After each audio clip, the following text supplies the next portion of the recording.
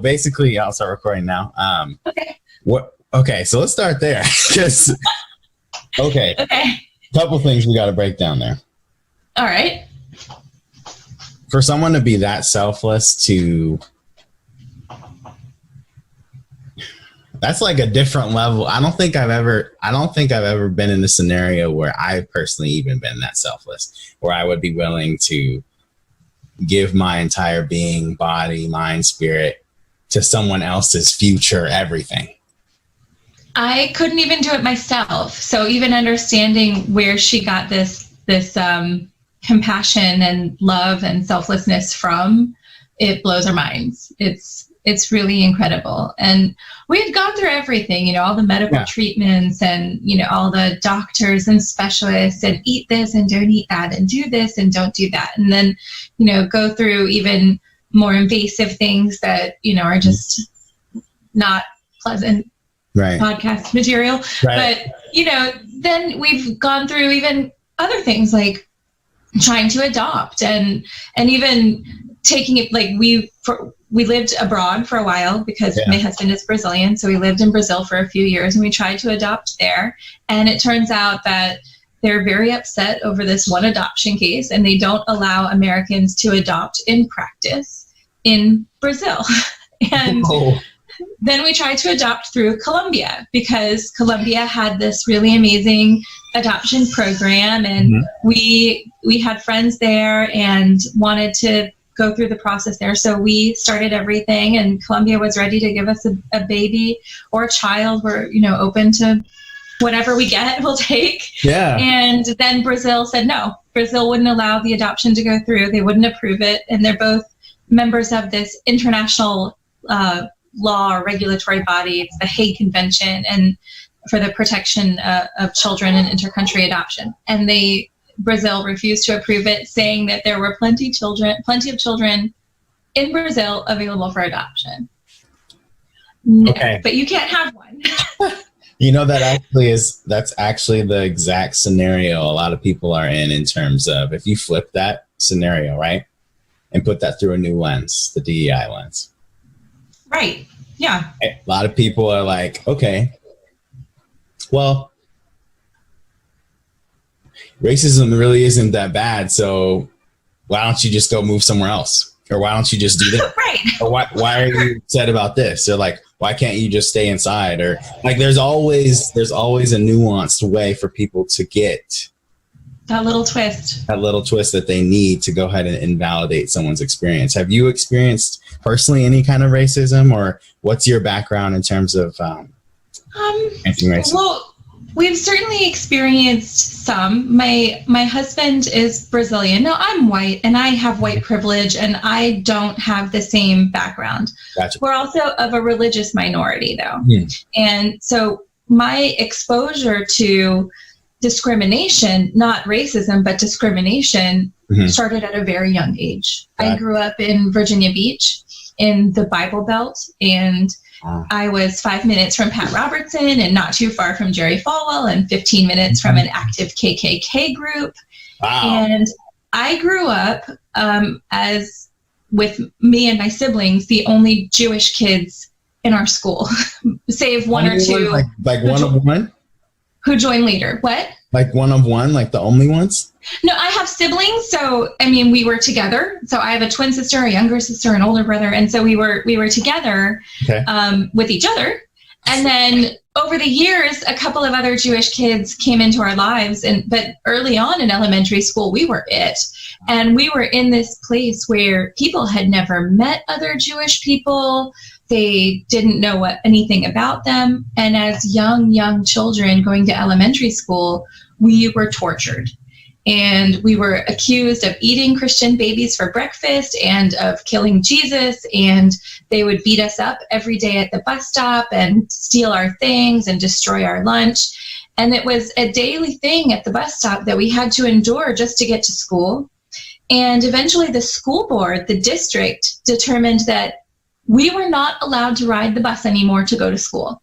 And that our parents would have to drive us every day for our own safety, for our physical safety, because they could not control the other children who were doing this And so and there were many, many incidents where there were things put in our front yard and signs. And it was, as a young child, that's an experience that forms part of who you are and what you become. So I think my commitment to fighting for diversity started probably there. Wow. And then over time just grew. And, you, as a white person, you can witness racism and you can do something about it, or you can be quiet. But because of my own experiences with discrimination, I'm not quiet. And my siblings aren't either, and my parents aren't either. And so, we can recognize that we have white privilege and don't know what racism is. And for us, that's a no-brainer. We know, we understand, we walk it, we live it. And so then fast forward to where we are today and racism in our lives. My husband is, as I mentioned before, he's Brazilian, but from a race perspective and background, he's Caucasian, but he's Arabic. Wow. And that's unique. Right. So he's Arabic, his family is from Syria, and we're Jewish. So he's been detained at airports. Right.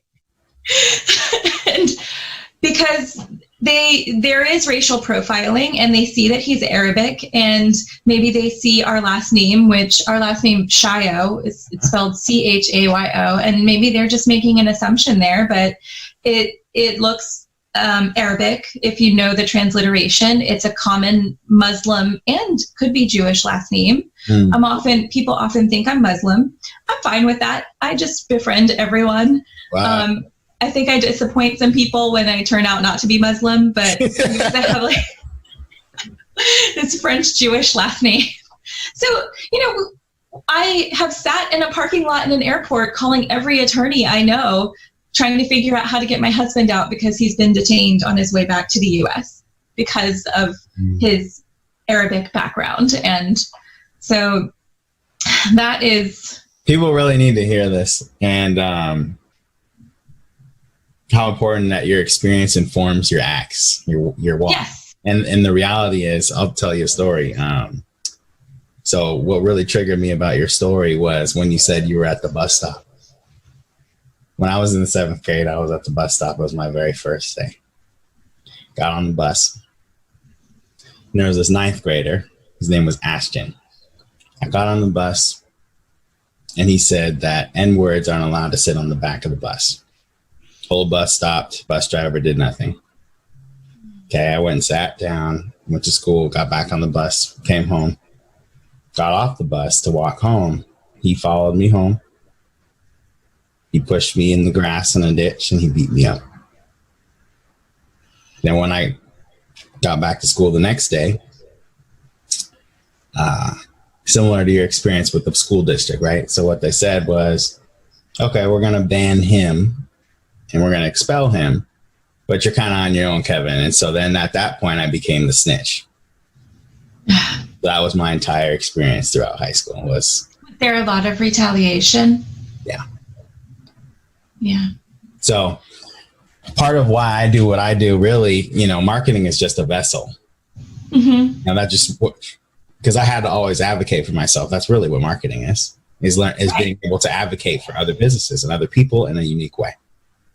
There you go. That's it. But you're right. These actions, these experiences inform who we become and what we do with our lives and how we project to everyone. Right. I mean, I'm sorry that you had to go through that. And I relate to it so well. I've eaten the grass. I know what that, it is not pleasant. I will say that there have been some moments of surprise. For example, some of the people who bullied us for who we were when we were children later on reached out to apologize. Well, so here's the interesting thing about that. Two scenarios of that actually recently. So I started the business started doing well. We were doing features, USA Today. It's a lot of attention online. Right. And so what happened was one of the kids that used to bully me the worst in high school I used to really be into like, I'm kind of was like a rap artist, right? So, you know what I mean? And so he followed my model, became a rap artist, and then started messaging me, liking my posts, following me, all these random things out of nowhere. And he's this rap star now. Oh, wow. And his friend's NBA player that won the NBA dunk contest. Wow. So it's weird how he told me that, you know, he commented on my post about my year anniversary after my heart incident. And he commented and he was like really inspired. And I just wanted to let you know that. And I felt so angry. And then I realized, like what you're saying, that's their way of kind of righting their wrongs. Right. Yeah. You know? It makes you feel a little bit okay in the world. And, you know, I bet also that the experiences, like having a medical crisis, changes your perspective and how you respond to those things over time. And you're just, those things maybe don't even matter anymore. And maybe inside you can feel a little bit of pride, like there's some success that's his, but maybe some of that success is yours too.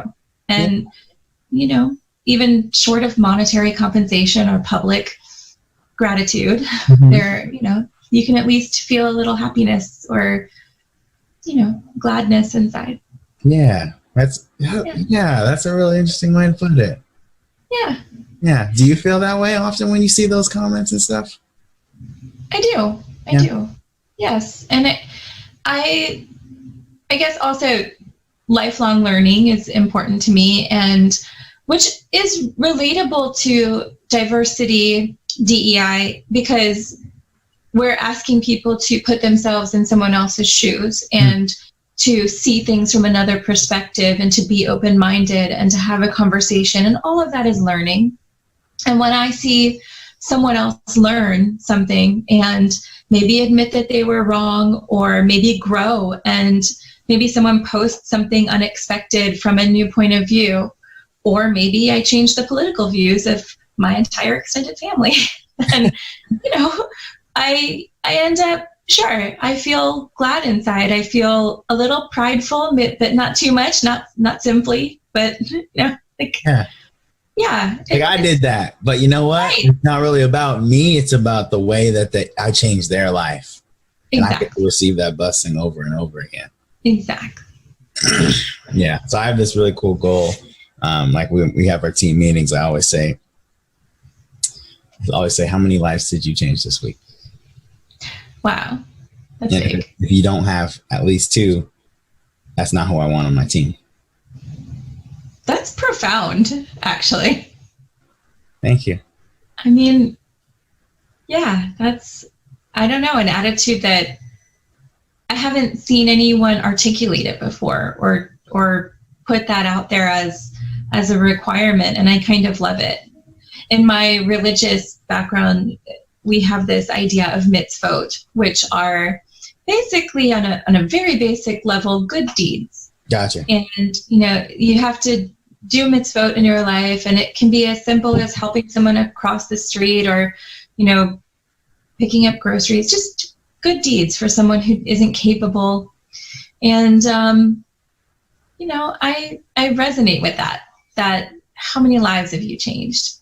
And even with these small deeds, you can change lives. Mm-hmm. Brighten someone's day. You can pay for someone's meal, or you can just talk with someone and change the way they feel that day. Those little things are, especially in this COVID era, are so important. Yeah. As a business owner, for you, what advice would you give someone that's trying to be more authentic, trying to be more diverse? Where would they start? Well, they would start with education. That's the place to start. And, you know, find resources. There are so many out there, and be open-minded about it. So if they're already interested, that is their first step. You know, if they're recognizing and admitting that they want to do more, they want to do something, then, you know, they've already taken that first step. But get educated, read something. There's a lot of new material out there. There is a lot of material that was out there before, but it can be something relevant to their business, or it can be something relevant to society at large. There are a lot of great titles out there. There are a lot of podcasts out there. But get educated, even simply. And then, I would say take a stance. And this is something that I advise my own clients. And you and I, we're kind of in the same space with marketing and business development. Yep. I have a niche, and it's the law firm sector. Woo! Yeah. Nice. Right? That's really awesome. I want to hear all about that. We'll get to that. We should get to that. Yeah. So I advise my clients, if they've already taken that first step, if they've already started to get educated and they want to do the next first step, basically, before even formulating a plan and understanding more about their life and their goals, but make a declaration, a commitment, even if it's to yourself. And I would say do it openly and publicly, because there's some accountability there. Right. But, right. There have been some moments this year that have created this opportunity. And for you, it's something so simple, but a lot of people are reticent. They don't want to take this step and put themselves out there. They're afraid of, I don't know what they're afraid of, what their racist friends will think. That's a great point. I think from, as a Black person, and I know Black people aren't monoliths, but from my perspective, I think maybe they're afraid of either saying the wrong thing or losing their assets. That's valid. Things that are comfortable to them, their religion, their friends, their money, their trust fund, their whatever, That's valid. They might be. And some of it is still, it's not okay. So Right. And maybe they need more people like us in their lives to help along that journey and say, no, you get new friends, you get new assets. And I think, I like that. You should that's what we should call this episode. You get new friends, you get new assets. I love that. Yeah. Get new friends, you get new assets. Oh, that's good. Right? Yeah. So second first step, put yourself out there, make a commitment, hold on to that accountability, and then ride it from there. There are a lot of other steps you can take once you've made those right, two. Like getting a DEI consultant to then be in-house and all these things. So right. Yeah. Setting goals, having a plan, making it a part of your culture, creating a culture of inclusion and the true inclusion of equity of. Yes, that's key. A lot of people, let's touch on that. A lot of people, they think, I hired Black people or I hired brown people. So that's inclusion and that's the right thing to do. I did my job. What are you asking me to do? And so I think to understand really what equity is from your perspective, what are they missing in that recipe? So it's not enough to just make this attempt at equality. It doesn't mean much if you just have token Black person or Asian person on your team, or a token woman on your team, or a token gay person or a handicapped person. That it just doesn't mean anything. When you truly create equity in a culture of open communication and support for everyone, where that is inclusion, that includes equity. And that means you're all in the same playing field, or you have a path there. And in the sector where I work, that often means, and we say getting together and making sure they're in the room and making sure, everyone has a seat at the table. Well, that's not enough. You can't just have a seat at the table. Yeah. Right. You have to have a voice. You have to be heard and you have to be listened to. And there has to be some level of commitment to including what people say from different backgrounds into the actions that you take. And it's not enough to just be at the table or be in the room. Everyone needs to have a voice and be heard. And in my sector, there's a lack of diversity, and maybe this is across the board, but specifically in the legal sector, it's pretty astounding. And I've heard. And there have been some public missteps in the last couple of years that have once again, I would say these are opportunities, opportunities to make new business friends and get new assets. Yes. Right. Hey. Right. So, it has to be where there's an even playing field, and there has to be, for equity to be there, some sort of equality. So let's say all the partners at the firm, maybe you have 50% men and women, and maybe you have 50% white and other people. Okay. And that's still not even, but let's just use this for the sake of argument as an example. Mm-hmm. But only white people have equity, or 90% of the equity partners are white men. Right? I see. This is more literal because this is ownership equity in a firm. Yeah. Right. That's this a great is way to ownership in a law firm.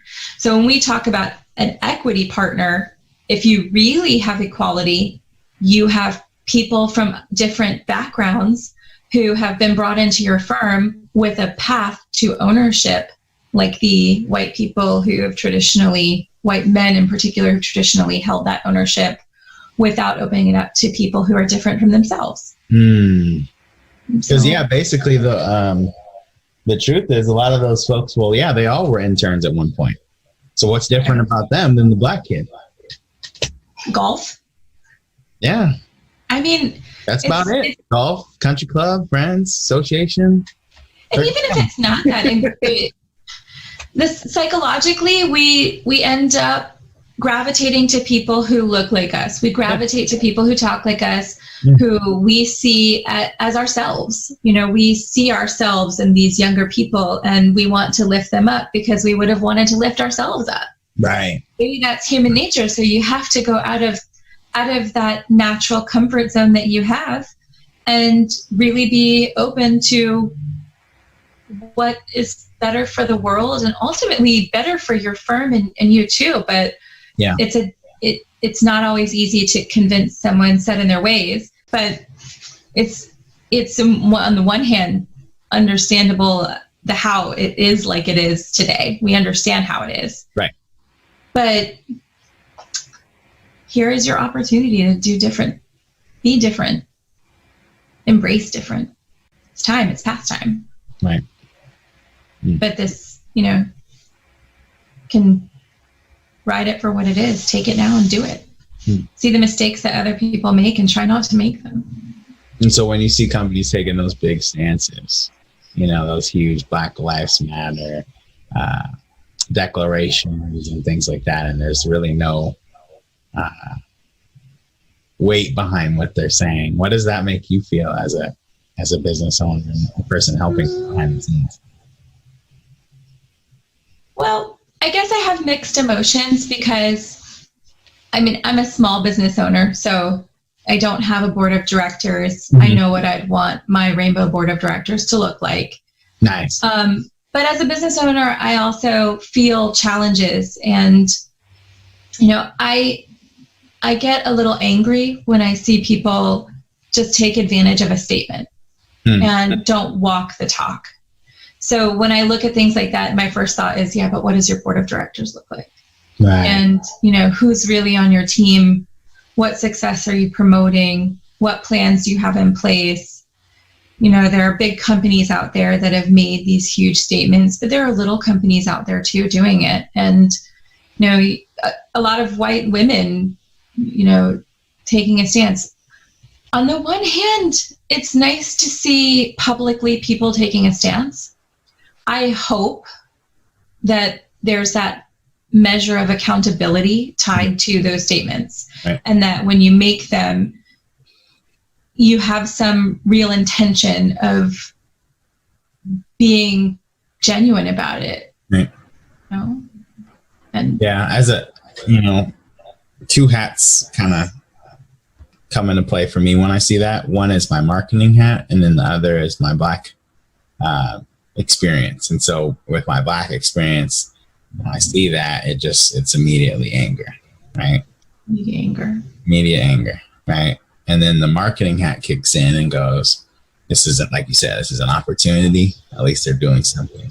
Do you experience code switching at all in a different way because of your religion, by the way?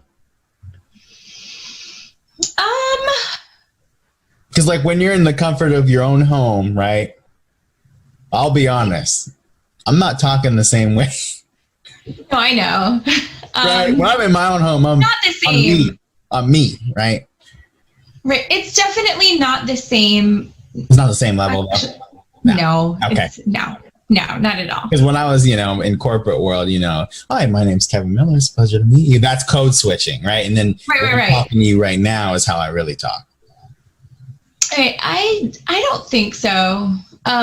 If there is any, it's embarrassing because it's, me turning on that Southern accent from that twang. Yeah, to try and relate to the Texans around me. Got you. I mean, I think it's human nature to lift yourself a little. Yeah. But I don't think there is any for being the religious minority. For us, I don't think so. Gotcha. I don't think it's legit to even say there is. Okay. I was thinking about this the other day. The thing that came up was, surprising. This was actually in a Kanye interview. I saw this, and he said, you realize that Black people, to even get paid like at your job, they're acting. Because you're acting, and then if you have to act more, hi, my name's Kevin, that's acting white. So to even feed your family, you are actually acting as a Black person. I find this to be uniquely American.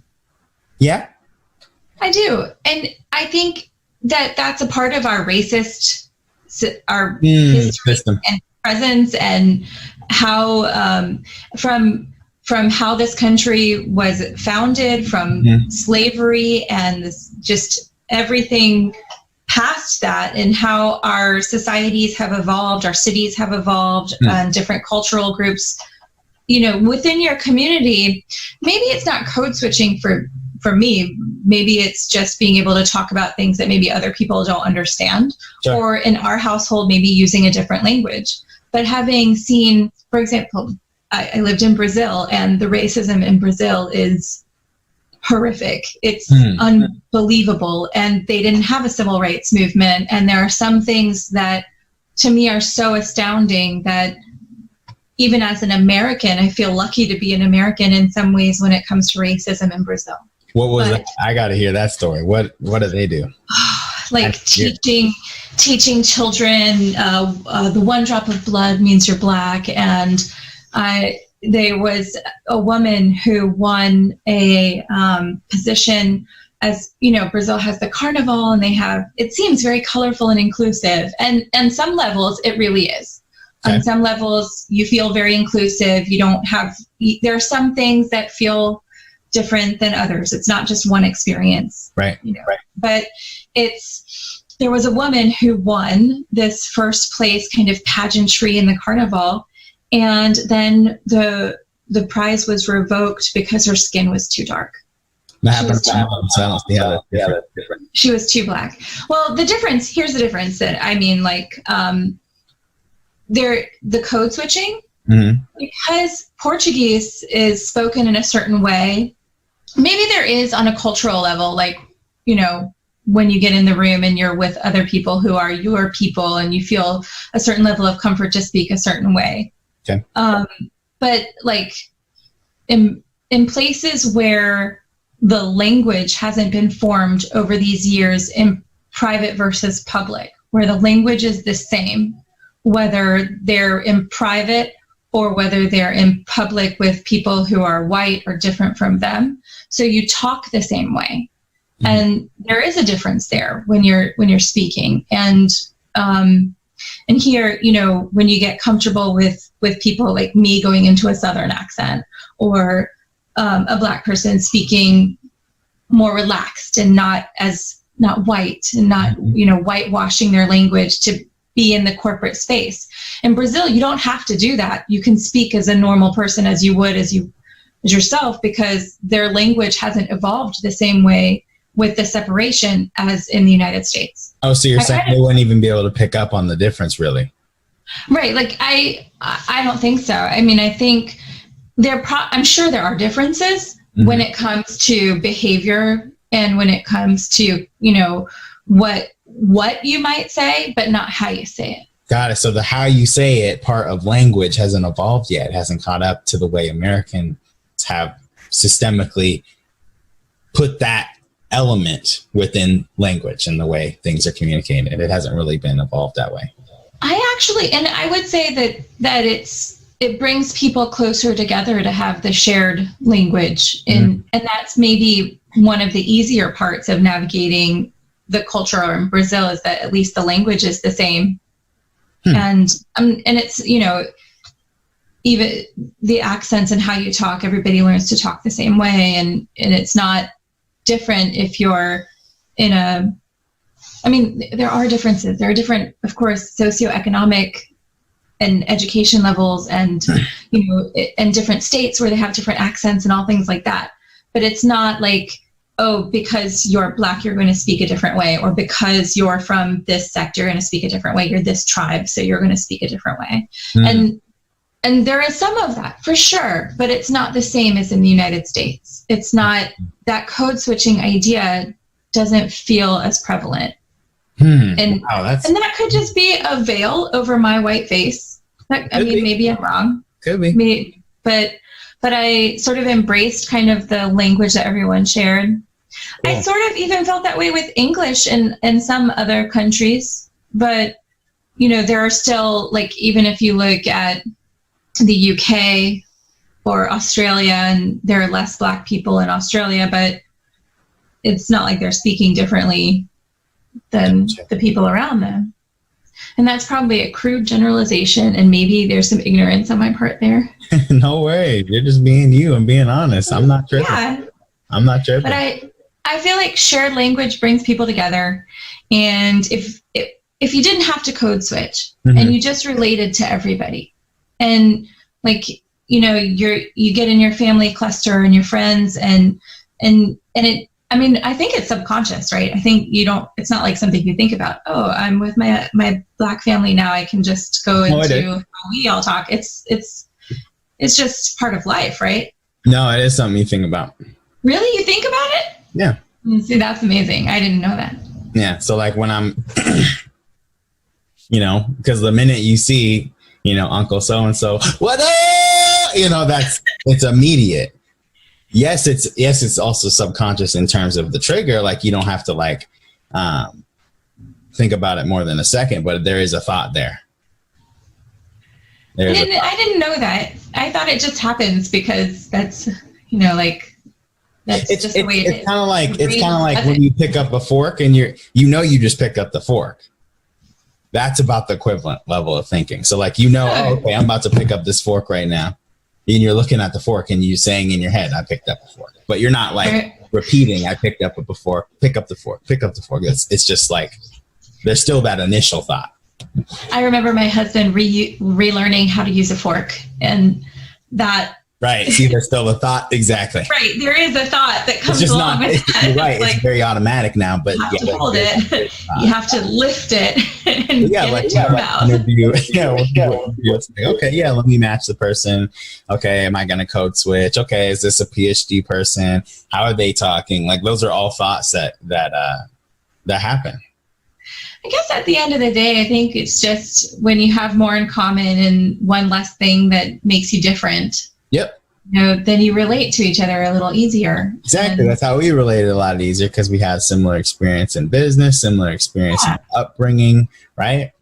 Right. Both eating the grass. Yep. Exactly. Yep. And a lot of people, they don't have that. So when I talk to them, sometimes I do code switch. Is it inauthentic of me? No. Here's why. It's also a protective thing. You got to look at it like that, right? So like, if I'm talking to someone who's trying to extort me, yeah, I'm code switching. And I'm going to pretend like I don't know what they're talking about because I want to hear what they're trying to extort or say. And I've had plenty of companies where I've done that and they never know to this day. And that's what Black people do all the time. They just don't want to tell anybody. And that's why it's so angering, because they're trying to do all these initiatives and things when in reality, Black people have just been doing what they got to in corporate space to survive and not get fired. That's all. I get it because I see it. I don't get it. I haven't had the experience personally, but I can see it and I can call it out for what it is and why this person has to go through this. Right. And like all that HR stuff and you know. But I think a lot of that too is because I've worked with so many people from different places and who don't speak English natively. My husband doesn't speak English natively, and you have people who are different, and you've just got to embrace it. You know, my husband has had some of these experiences where maybe his email hasn't been exactly right, and he was working for a company briefly where some people criticized his intelligence, and he speaks 5 languages, and he's brilliant, but you know, his language wasn't quite right for something, and there was a little bit of a misunderstanding, and you know what they did, right? They all they did was try to, maybe we'll work on that, or we'll get an initiative for you, or maybe we'll. So that's happened to me a lot of times, and then all I did was code switch or outperform everyone, and then now it's okay. It wasn't a problem ever. Okay. Then you have to work twice as hard for half as much, and it's really just and that's just not what I want to do with my life. Messed up. That's better. If that's not motivation to do your own thing and be successful at it, I don't know what is. Yeah. I remember my husband actually took a class at a local university to try and get rid of his accent. One of the things that was so endearing to me, I love the accent. What woman doesn't go crazy over a foreign accent, right? It just doesn't matter where you're from. If you speak differently than me, I think it's hot. That's just how it works. Yeah. But when he wanted to get rid of it, because he wanted that level of acceptance, I'm guessing it kind of must feel a little bit like that, where, you know, he couldn't find a job, and he couldn't convince people of his intelligence because he had a foreign accent. And so he dedicated some time to talking more like us. Right. First trip back to Brazil, gone. Yeah. Came right back. Hell yeah. Yeah. Oh, what a relief that was. I'm sure. So maybe that's one element for sure. That's definitely right. Like, I look at it kind of like a, if it's like one of those pie charts, right? There's like different little slices of this thing. Like, and I think my favorite slice to talk about is, so you probably had this experience too, actually. When you are consulting a client, and the client, for example, they have a website, and that website has a lot of tokenism on it, a lot of weird supremacy language. It's not inclusive, but it also has a Black person on the home head page because they're inclusive and diverse. Why do people not? So 2 questions. As a consultant and a business owner in these situations, 1, what is going through their head to think that's okay? And 2, what have you suggested?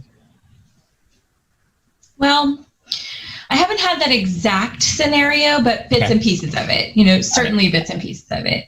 Mostly I end up dealing directly with people who have zero inclusion or diversity. And it's just sort of, my market is mostly Latin America, where it's mostly men. And so my background in diversity has to do a lot more with gender than it does with race. But you start to see this. So there is a law firm out there that in Brazil that I can think of that has done this. And well, first they have to be authentic. That they have to. And if you're not authentic, then I don't trust you. And for a law firm, that trust element is so integral to the services that they provide that the suggestion that they would put something out there that isn't true it already undermines who they are and what services they provide. They're not doing themselves any service. That's maybe the first where I would start with that and say, you have to be truthful in what you're doing. So if you want to elevate women or Black people or other types of people, you have to actually have them included in what you're promoting. And there has to be an understood buy-in. Going back to that equality, it has to be communicated, it has to be understood, it has to be meaningful, and it has to be relevant.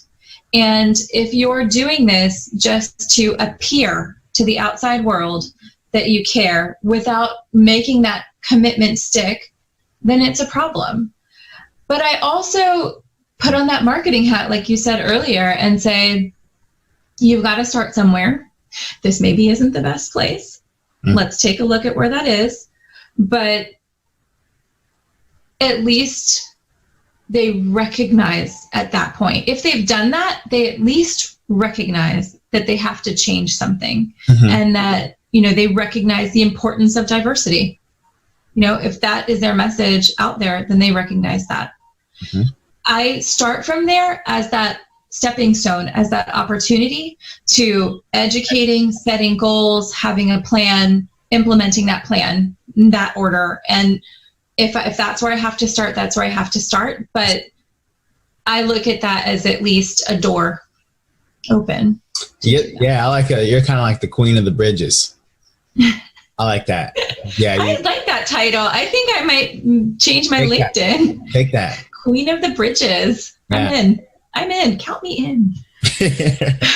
Yeah, I think like a lot of people, they just don't want to have enough patience or understanding in those moments because, one, you gave us money. Two, right? Two, you didn't hire me to be your DEI consultant. You hired me to make you your website. But you happen to get a lot more because you hired me. Oh, I wouldn't just be quiet and be content with just reviewing a website and not saying that. Right. And not doing it. Right. And so that's the weird dichotomy is like, yeah, it depends on what type of service provider you are. Are you one that's authentic to you, or are you great? Here's your website. Get out of my face. You know what I mean? So. I'm not there yet, but I'm hoping to automate enough to be that way. Nice. Maybe that's terrible, but automation is great.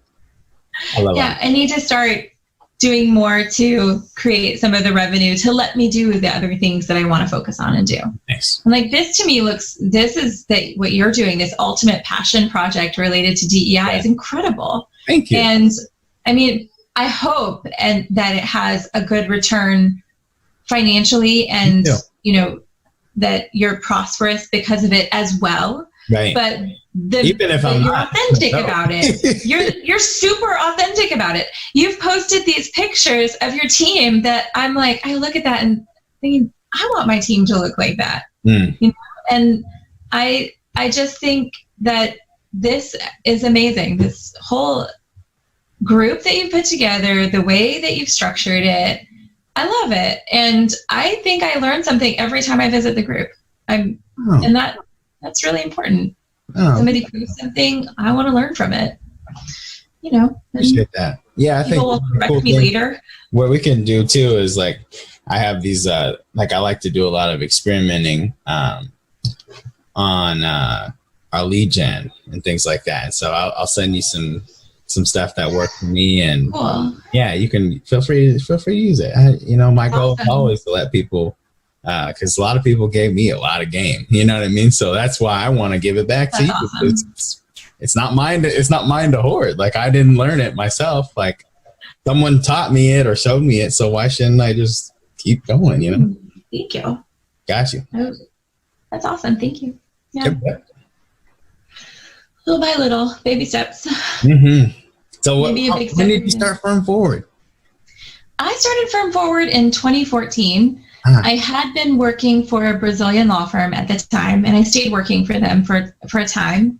And I was doing business development and marketing for them. And before that, this is just kind of informs the legal and everything. I worked in companies managing intellectual property portfolios. So were you doing trademarks and stuff like that? trademarks, patents, copyrights, designs, hiring outside counsel all over the world, and acting as the corporate point of contact for the attorneys from outside the country. Cool. Generally not inside the country. It was mostly international. And after that, I got married and I moved to Brazil, and I ended up working for this Brazilian law firm. It's great. The experience was generally positive. Nice. And people started to notice what we were doing together with the marketing and business development. And I have a business background. My education is business, and there's marketing there too. And it wasn't what I was pursuing when I was doing the intellectual property work. I kind of fell in love with it. There's all the multiculturalism in all the different countries, and I've always had an affinity for people different than me, especially people who speak different languages. I've always just been mesmerized by mouths moving and people communicating and me not understanding a thing. And then I moved to the US because my Brazilian husband got a job in the US, and I decided to open Firm Forward, thought now or never. I'll open my own thing. I'll keep working with this Brazilian firm and get a few more clients. And I did. And so you were working in the United States for the Brazilian firm remotely? Yes. Wow. Yeah. Wow. Yes. And for the first year of that, it was being paid in Brazil and living in the US and doing business development for the Brazilian firm. And then Firm Forward really became something else. It's evolved over time. Yeah. My services have evolved over time. And now they're evolving even more. It's helping law firms that are in other practice areas outside of IP, even though that's my wheelhouse. But leaving behind, in some ways, just general consultancy. So I was doing really strategic business planning and goal setting and advisory services that were related to restructuring, communications, marketing, of course, business development. And a lot of my work was based around travel. And this year has been, baby, right? And a complete shift. Everything changes, right? Yeah. I mean, you've got to pivot, that word that some people love and some people hate, but we're shifting, and I'm shifting too. So in a couple of weeks, my new website will be live. And come on with it. That's why when you posted yesterday about the website, I was like, I'm already in there. I'm good. So my new website's going to be live soon, and I'm offering a whole suite of marketing services that I wasn't offering before that I'm really excited about doing. And it's new. It's not just for IP firms. I'm still staying in the legal sector because this is where my core knowledge lies, and wonderful. It's different from a lot of other things. And I'm even finding some challenges there too. Probably challenges that you're familiar with or aware of offering marketing services in general. It's that the law firms I've traditionally worked with are B2B, where their companies are corporates, and they're, as part of an expansion to other areas of law, there are a lot of law firms out there that are B2C, where they're offering family law or criminal law, or they're going right to the client, and it's a very different. Everything is different about that. Yeah. The way you communicate, process, the plan, the market. Yeah. Everything is different. Everything is different. So I still have some things to tweak, to figure out, but I'm working on it. The beautiful part of it is the tweaking. I love the tweaking. Yeah, me too. Oh, fun. Oh, you don't love it? It's okay if you don't. I do. I think I would love it more if I were able to start measuring things, and I'm anxious to get it going. And there are some challenges I'm having just to take care of it all. And got it. When you're super, super small and you're doing most of it all by yourself, it's pretty hard. I do have one person who works with me in Brazil who is amazing. She's been with me from the beginning, and she does our social media and branding, and God love her. She just puts up with me and hasn't left me yet. So that's great. Get those early people, that are cool with doing contracts, cool with doing, Yep. cool with whatever. How would I do it otherwise? Exactly. That's the way to do it. Get in the egg all day long. And then one of the things I want to tell you too. So the LinkedIn group, we just trademarked the name All Equity, and so we're also developing an app. It's going to be a market. Oh, that's awesome! Did you get the registration already for the trademark? It's almost approved. So I was on the phone with them yesterday. So it's probably about a week.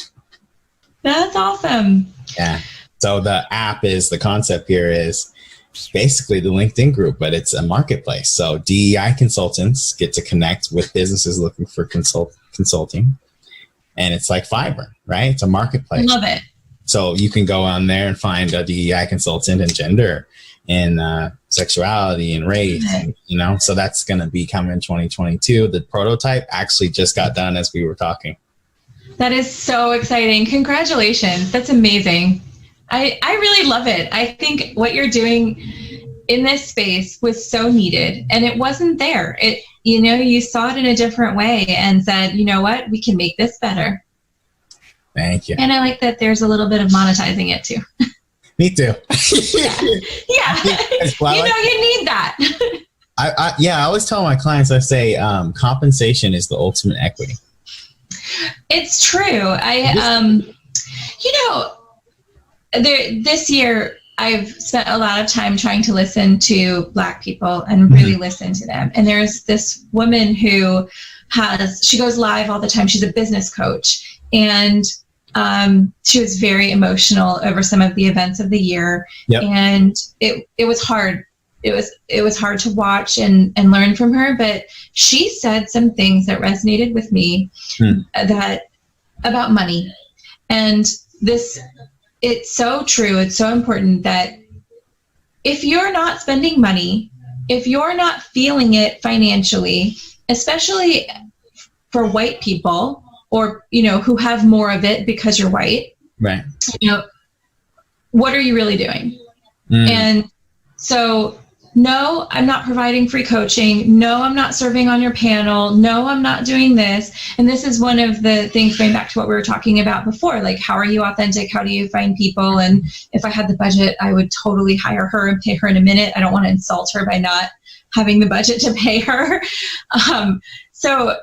And because she deserves every penny with how powerful she speaks. And I mean, she deserves every penny. But that is so true. People need to be paid for their work. It needs to be for the value they provide and the true value. I'm not saying, do it cut rate just because you can get away with it. No. Right. Pay people fairly for the value and, put your money where it is. Just, not where it is, where it should be. Right. And like one of the things too, tagging onto that, Master P, he hired, when he was coming up in the music industry, he hired Michael Jackson's lawyer for a 1-hour consult, $25,000. So really, what was the value of that information?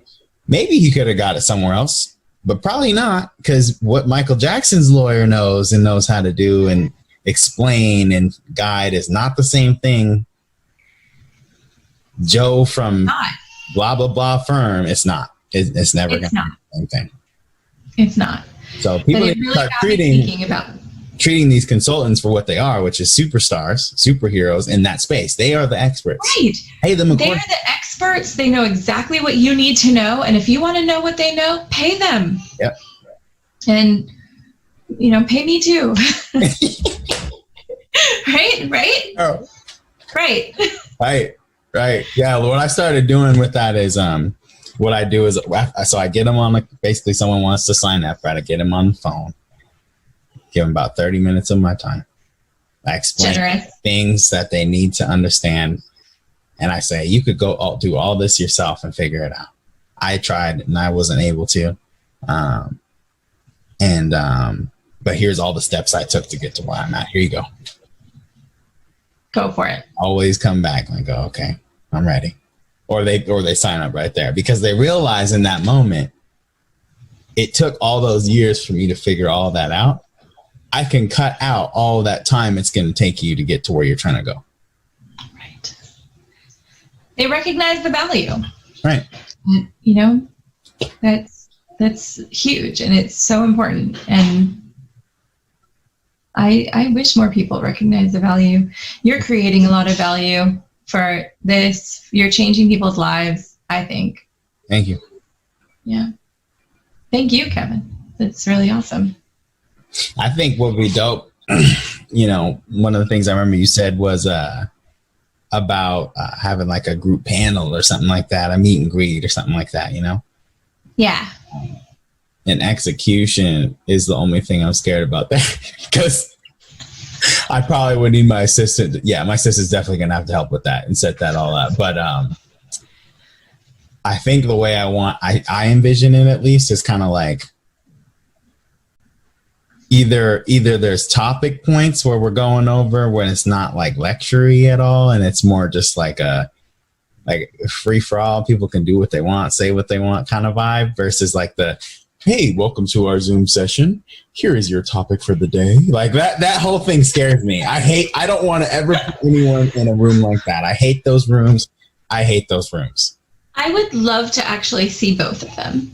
Yeah, and that's cool. And that's exactly what I thought. I was like, I know she'd probably be cool with both. For me, I'm sure I'm cool with creating both. I just don't want to participate in both.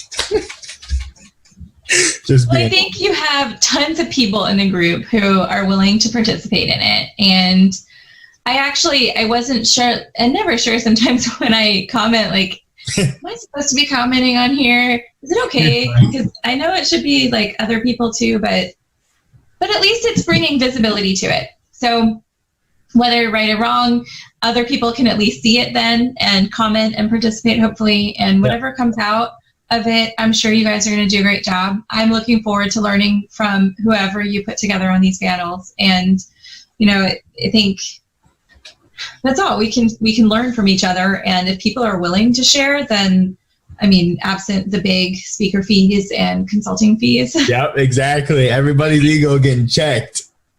Right. Everybody's ego getting checked. I don't give a damn how much you made last week. And that's it, right? That's it. That's where it is. So cool. So yeah, I think you're going to do a great job without even trying, because of what you've done so far. And you can count on me to be there. I'll cheer it on. I'll watch and learn something. Wonderful. And, you know, comment and raise my hand. And if you want, be the foolish white girl who asks the weird questions. But I promise not to stop talking and cry and run away. And okay. Right? Cry and run away. What? I said cry and run away. That's like I feel like I've seen so much of that lately. I saw one of the rules of the group was no white fragility. And I was like, wasn't that perfect? I found my people. This is my group. Yeah. I feel like I've seen it. I feel like I've seen signs of it, but I didn't say nothing. It's like, hold on. Okay, we're good. He's good. Okay, we're good. I may say the wrong thing, but I'm sticking around. Me, tell me I'm ignorant. You got your hall pass. That's right. You tapped in. You're good.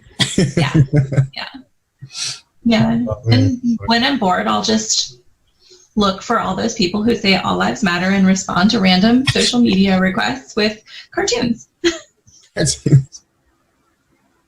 What you got going the rest of the day?